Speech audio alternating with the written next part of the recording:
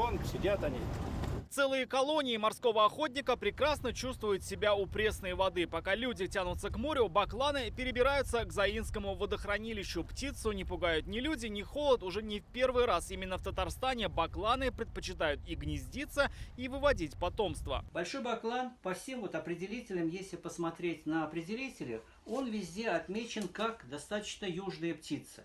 И тем не менее, сейчас эта птица активно заселяет наш регион, потому что для нее здесь оказались вполне пригодными условия для питания. Морской охотник полюбил пестрого толстолобика и белого амура, которых много лет здесь разводят в хозяйственных целях. Эта рыба поедает камыш и тину, чтобы Заинское водохранилище оставалось чистым. В былые времена их запускали до 1,5 миллиона мальков в год, но голодные бакланы очень быстро сократили их популяцию. За год рыба, данная птица, съедает от 250 до 300 килограмм. Представляете? Для нашего водоема это ощутимый. А если для рыбоводных прудов, рыбхозов, то это вообще это бич. Местные замечают, несмотря на свою прожорливость и особый нрав, баклан все же интересная птица, а главное, они любящие родители. Своих птенцов кормят до тех пор, пока те не создадут свои семьи. Они у бакланов, как и у лебедей, на всю жизнь. И так же, как и лебеди,